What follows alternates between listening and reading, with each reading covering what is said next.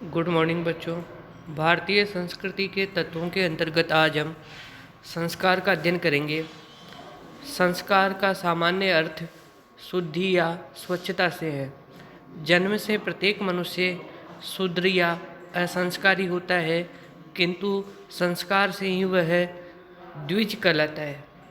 द्विज का तात्पर्य है ब्राह्मण, क्षत्रिय, वैश्य, इन 3 वर्णों को द्विज कहते हैं। तथा संस्कार से ही व्यक्ति मणि की तरह देदीप्यमान हो जाता है। मणि की तरह वह निखर कर सामने आता है। वस्तुतः संस्कार व्यक्ति के शारीरिक, मानसिक, सामाजिक, धार्मिक परिष्कार के निमित्त की गई वह धार्मिक प्रक्रिया है जो विशुद्ध पवित्र अनुष्ठान में आस्था रखती है। संस्कार शब्द सम उपसर्ग में क्री धातु और घय प्रत्यय के योग से बना है, जिसका सामान्य अर्थ शुद्धि, परिष्कार अथवा स्वच्छता से है। जीवन को सुखमय बनाने और देवताओं को प्रसन्न करने, दुष्ट शक्तियों के विनाश के लिए हमारी संस्कृति में विभिन्न संस्कारों की प्रतिष्ठा की गई है, विभिन्न संस्कारों को अपनाया गया है। संस्कार कुल 16 माने गए हैं, जो निम्नानुसार है। तो व्यक्ति के जीवन को सुखमय बनाने और विघ्न बाधाओं के निवारण और देवताओं को प्रसन्न करने के लिए संस्कारों की व्यवस्था हमारी संस्कृति में की गई है। संस्कार कुल 16 माने गए हैं। अब कौन सी संस्कार है? आइए हम पहले संस्कार से शुरू करते हैं। गर्भाधान। ये व्यक्ति के जन्म से पहले का अधिकार है और पहले का संस्कार है। गर्भाधान का तात्पर्य है कि स्त्री का गर्भवती होना ही गर्भाधान संस्कार है। तो स्त्री जब पहली बार जब गर्भवती होती है तो वो गर्भवती होना ही गर्भाधान संस्कार कहलाता है। इसी संस्कार का दूसरा नाम है निषेक संस्कार। तो निषेक और गर्भाधान एक ही है, एक ही संस्कार के 2 नाम हैं। गर्भाधान संस्कार के बाद दूसरा जो संस्कार है वो है पुंसवन। पुंसवन पुत्र प्राप्ति हेतु यह संस्कार गर्भ के 3रे महीने में किया जाता है। पुत्र प्राप्ति के लिए ये गर्भ के 3रे महीने में ये संस्कार किया जाता है। इसमें क्या होता है? पुष्य नक्षत्र की रात्रि में बरगद की छाल का रस स्त्री की नाक के दाहिने छिद्र में डाला जाता है ताकि उसे गर्भपात न हो। तो ये भी जन्म से पहले किया जाने वाला संस्कार है। तो पहला संस्कार हो गया गर्भाधान, यानी स्त्री का गर्भवती होना। दूसरा हो गया पुंसवन। पुंसवन संस्कार पुत्र प्राप्ति के लिए किया जाता था और यह गर्भ के 3रे महीने में किया जाता था। तीसरा जो संस्कार है वो है सीमंतोन्नयन। सीमंत बोलते हैं बालों को, जो हमारे केस हैं उनको गर्भ के 4थे मास में, यानी कि ये भी जन्म से पहले किया जाने वाला संस्कार है। गर्भ के 4थे मास में आयोजित होने वाले इस संस्कार के अंतर्गत विघ्न बाधाओं और दुष्ट शक्तियों से गर्भ की रक्षा के लिए मंत्रोच्चारण के साथ गर्भवती स्त्री के बालों को ऊपर की ओर उठाया जाता था। सीमंत को उन्नयन किया जाता था, यानी कि बालों को ऊपर की ओर उठाया जाता था। तो ये संस्कार हो गया गर्भ के 4थे मास में आयोजित होने वाला संस्कार, सीमंतोन्नयन। चौथा जो संस्कार है वो है जात कर्म। अब ये जो संस्कार है, इससे पहले के 3 संस्कार तो जन्म से पहले के संस्कार है। जब शिशु माता के गर्भ में ही रहता है तब 3 संस्कार होते हैं। पहला गर्भाधान, दूसरा पुंसवन और तीसरा सीमंतोन्नयन। चौथा जो संस्कार है वो होता है जन्म के समय। यह संस्कार पुत्र जन्म के समय होता था। इसके अंतर्गत मंत्रों के उच्चारण से पुत्र को पिता स्पर्श करता और सूंघता था। वह स्वर्ण सलाका, सोने की जो सलाका है, उससे पुत्र को शहद और घी चटाता था। यह संस्कार नाल काटने से पूर्व होता था। ये संस्कार हो गया जात कर्म के समय, जिसको आजकल जो गुट्टी लगाते हैं कि भाई इसके बच्चे का जब जन्म होता है उस समय उसको गुट्टी पिलाते हैं, तो वो जो संस्कार है वही ये एक तरह से वो संस्कार है जात कर्म, जो पिता के द्वारा नवजात शिशु के लिए किया जाता था। पांचवा जो संस्कार है वो है नामकरण। नामकरण जन्म के 10वें या 12वें दिन शुभ समय पर शिशु का नाम रखा जाता था। शिशु का नाम प्राय इष्ट देवों, नक्षत्रों, प्रकृति के पदार्थों के नामानुसार रखे जाते थे। तो जन्म के 10वें या 12वें दिन नामकरण संस्कार किया जाता था। नामकरण संस्कार के बाद में छठा जो संस्कार है वो है निष्क्रमण। निष्क्रमण यानी घर से पहली बार शिशु को बाहर निकालना। निष्क्रमण ये निष्क्रमण संस्कार जन्म के चौथे मास में किया जाता था, या फिर कुल परंपरा में जैसा उचित हो उस मांगलिक तिथि को शिशु को पहली बार प्राकृतिक वातावरण में लाया जाता था। शिशु को माँ की गोद में देकर उसे पहली बार सूर्य का दर्शन कराया जाता था।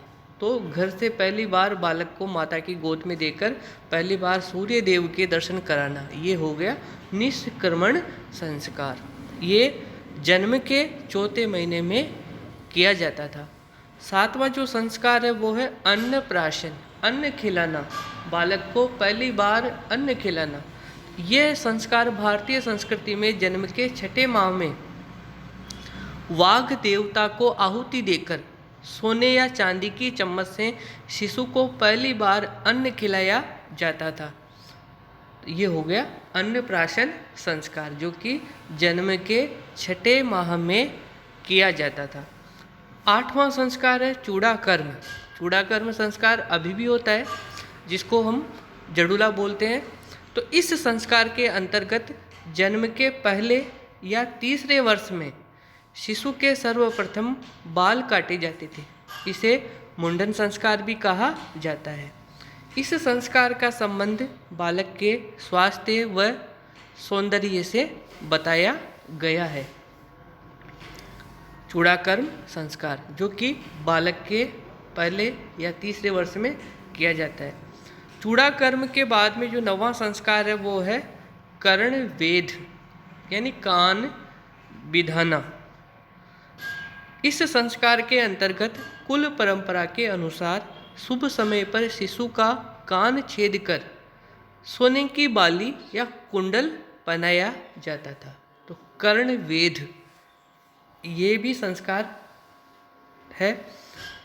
10वां जो संस्कार है वो है विद्यारंभ, यानी विद्या का आरंभ करना। तो ये विद्यारंभ संस्कार 5 वर्ष की उम्र वाले शिशु को सर्वप्रथम वर्णाक्षरों का ज्ञान कराया जाता था। सबसे पहले वर्णाक्षरों का ज्ञान 5 वर्ष के शिशु को कराया जाता था। शिक्षक द्वारा पट्टी पर ओम और स्वास्तिक के साथ वर्णमाला लिखकर बालक को अक्षरारंभ कराया जाता था। तो शिक्षक पट्टी पर ओम और स्वस्तिक का चिन्ह बनाता था और वर्णमाला लिखकर उसको विद्यारंभ कराया जाता था 5 वर्ष की उम्र में। तो ये हो गया 10वां संस्कार। 11वां जो संस्कार है वो बहुत ही इम्पोर्टेंट संस्कार है, उपनयन संस्कार। हमने पहले पढ़ा भी है कि ब्रह्मचारी जो आश्रम है उसका प्रवेश द्वार ये उपनयन संस्कार ही है। उपनयन संस्कार से बालक का ब्रह्मचर्य आश्रम आरंभ हो जाया करता था। तो उपनयन संस्कार का तात्पर्य है उप यानी समीप और नयन यानी ले जाना, यानी कि विद्या प्राप्ति के लिए गुरु के पास ले जाना, ये इसका शाब्दिक अर्थ है। इस संस्कार के अंतर्गत बालक को गुरु द्वारा मंत्रोच्चारण पूर्वक यज्ञोपवीत पहनाया जाता था, जनेऊ पहनाया जाता था। यज्ञोपवीत यज्ञ से संबद्ध था। इसके बाद बालक द्विज कहलाता था। यानी कि ये उपनयन संस्कार से पहले भारतीय संस्कृति में असंस्कारी माना गया है। उपनयन संस्कार के बाद ही वह द्विज कहलाता था। ब्राह्मण, क्षत्रिय और वैश्य, इनके लिए क्रमशः 8 वर्ष, 11 वर्ष और 12 वर्ष की आयु का निर्धारण था। तो उपनयन संस्कार ब्राह्मण बालक का होता था 8 वर्ष की उम्र में, क्षत्रिय बालक का होता था 11 वर्ष की उम्र में और 12 वर्ष की उम्र में होता था वैश्य बालक का उपनयन संस्कार। उसके बाद है वेदारंभ। वेदारंभ, यह संस्कार वेद पाठ के आरंभ का प्रतीक है। ये गुरुकुल में उपनयन संस्कार के बाद होता था। वेद पाठ का आरंभ वेदारंभ। ब्रह्मचारी शास्त्रोक्त विधि से आचमन कर, ब्रह्मांजलि बांधकर, हल्के वस्त्र धारण कर, ओम शब्द के उच्चारण के साथ वेद पाठ आरंभ करता था। ये हो गया वेदारंभ संस्कार। 13वां जो संस्कार है वो है केशांत संस्कार। इस संस्कार के अंतर्गत शिष्य के दाढ़ी मूंछों के बालों का शौर कर्म होता था। दाढ़ी मूंछों को पहली बार काटा जाता था तथा शिष्य इस अवसर पर एक गाय आचार्य को दान रूप में देता था। इस कारण इस संस्कार को गोदान भी कहते थे। तो केशांत संस्कार का दूसरा नाम है गोदान संस्कार। 14वां संस्कार है समावर्तन। समावर्तन यानी वापस लौटना। कहाँ से वापस लौटना? गुरुकुल से वापस घर की ओर प्रस्थान करना। इस संस्कार के द्वारा शिष्य गुरु की अनुमति और आशीर्वाद लेकर यथाशक्ति गुरु को दक्षिणा देकर घर लौटकर गृहस्थ आश्रम में प्रवेश करता था। तो ये हो गया समावर्तन संस्कार, यानी कि गुरुकुल से घर की ओर प्रस्थान करना। समावर्तन संस्कार।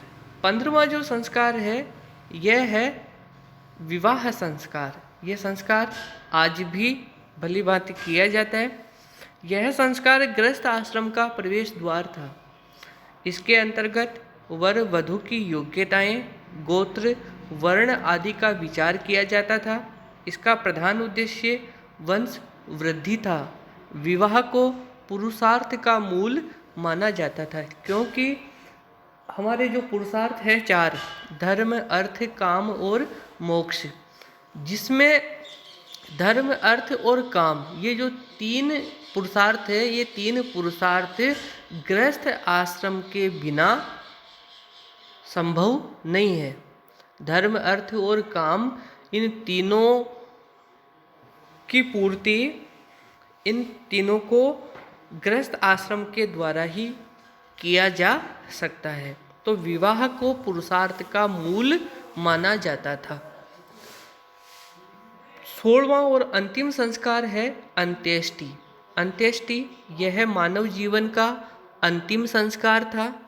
इसके अंतर्गत मृत व्यक्ति के शव को अर्थी में रखकर शमशान ले जाया जाता था, जहां मंत्रोच्चारण पूर्वक चिता में अग्नि प्रज्वलित कर शवदाह किया जाता था। ये संस्कार अंतिम संस्कार था और व्यक्ति जब मृत्यु को प्राप्त होता था उसके बाद ये संस्कार किया जाता था। तो भारतीय संस्कृति में जन्म से पहले और मृत्यु के बाद भी संस्कारों का विधान है।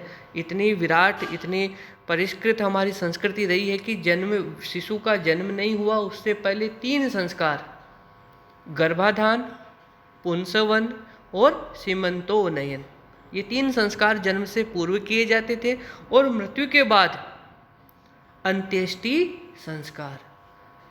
इस तरह से संस्कारों का विधान है। एक बार इन संस्कारों को और अपन इनके नाम आप देख लो अच्छे से, कब कौन सा संस्कार किया जाता है। मैं आपको एक सरल तरीके से और बता देता हूँ। गर्भाधान नाम से ही स्पष्ट है, स्त्री का गर्भवती होना गर्भाधान संस्कार कहलाता है। इसी का दूसरा नाम निषेक संस्कार भी है। दूसरा पुंसवन। पुंसवन पुत्र प्राप्ति के लिए किया जाने वाला संस्कार है। ये गर्भ के तीसरे महीने में किया जाता था। पुंसवन के बाद सीमंतोन्नयन, गर्भ की रक्षा के लिए, गर्भ की रक्षा के लिए चौथे मास में आयोजित ये संस्कार आयोजित होता था, सीमंतोन्नयन। इसमें गर्भवती महिला के बालों को ऊपर की ओर उठाया जाता था। सीमंतोन्नयन के बाद आ गया जात कर्म। जात कर्म संस्कार पिता के द्वारा संपन्न होता था। पुत्र के जन्म के अवसर पर यह संस्कार होता था, जिसमें सोने की सलाखा से पुत्र को पिता शहद और घी खिलाता था, थोड़ा सा हल्का सा उसको चटाता था। तो यह संस्कार हो गया जात कर्म। जात कर्म के बाद बच्चे का नामकरण। पांचवा जो संस्कार है कि बच्चे के जन्म के 10वें या 12वें दिन शुभ पुण्य मांगलिक अवसर पर मांगलिक तिथि को बच्चे का नाम रखना, ये हो गया नामकरण संस्कार। नामकरण के बाद छठा संस्कार निष्क्रमण, घर से पहली बार शिशु को बाहर निकालना। ये संस्कार जन्म के चौथे मास में किया जाता था और बालक को उसकी माता की गोद में देकर पहली बार सूर्य देव के दर्शन कराए जाते थे। निष्क्रमण संस्कार। इसके बाद आ गया अन्नप्राशन। जन्म के छठे माह में बालक को पहली बार अन्न खिलाना, ये हो गया अन्नप्राशन। चूड़ा कर्म, ये सब जानते हैं। मुंडन संस्कार, बच्चे के पहले या तीसरे वर्ष में ये संस्कार किया जाता था, मुंडन संस्कार। चूड़ा कर्म के बाद 9वां संस्कार कर्णवेध, ये भी सब जानते हैं कि कानों को पहली बार कानों में छेद करके सोने की बाली या कुंडल पहनाना। विद्यारंभ, विद्या का आरंभ करना। जन्म के 5वें वर्ष में, 5 वर्ष की अवस्था में ये संस्कार किया जाता था। विद्या का आरंभ करना यानी वर्णमाला का ज्ञान कराना। उसके बाद उपनयन संस्कार, ये सबसे महत्वपूर्ण संस्कार है। ये है इस संस्कार के द्वारा ही पुत्र को पहली बार अपने माता पिता से दूर किसी गुरुकुल में उसको विद्या अध्ययन के लिए ले जाया जाता था। उपनयन संस्कार। गुरुकुल में ही उसका वेदारंभ का संस्कार होता था। वो ओम के उच्चारण के साथ वेदों का अध्ययन आरंभ करता था। वेदारंभ के बाद केशांत संस्कार भी उसका गुरुकुल में ही होता था। बालक की पहली बार दाढ़ी मूंछों के बालों को बनाया जाता था और इस अवसर पर वह अपने आचार्य को, अपने गुरु को एक गाय भी दान में देता था। इस कारण केशांत संस्कार का ही दूसरा नाम है गोदान संस्कार।